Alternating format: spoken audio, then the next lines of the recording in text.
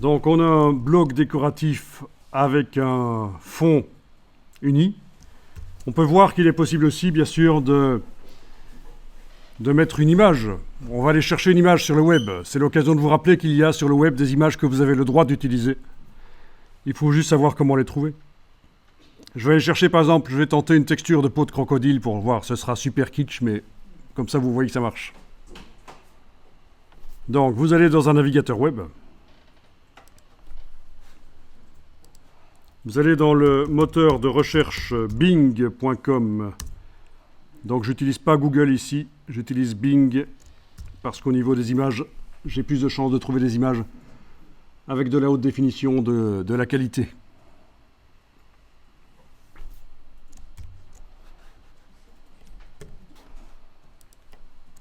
Alors,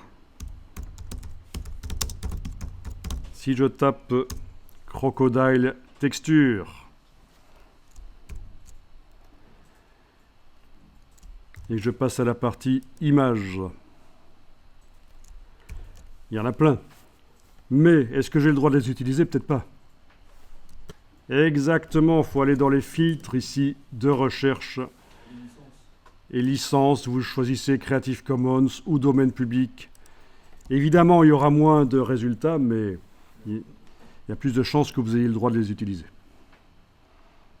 Donc je vous laisse aller chercher l'image que vous souhaitez. Je vous rappelle qu'on clique dessus et ce n'est pas celle-là qu'on télécharge. Ça, c'est juste une prévisualisation.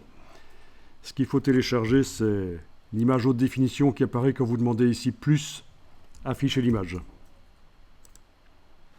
Parfois, ça ne marche pas.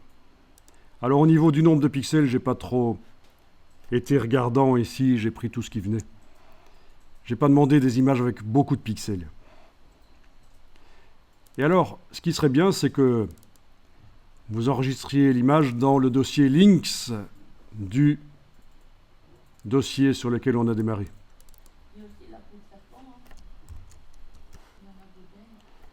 Enregistrer. Voilà. Une fois que l'image est enregistrée et que le bloc est sélectionné dans InDesign, le bloc du bandeau, vous faites fichier importer. Pas ouvrir. Ouvrir dans InDesign, c'est pour ouvrir des documents InDesign. Ici, c'est bien fichier importer. Et vous naviguez jusqu'au dossier links et vous allez importer votre image. Si vous avez téléchargé une image avec l'extension WebP, ça ne va pas marcher dans votre version de Adobe. Il faut la version 2022 pour que ça marche. Voilà.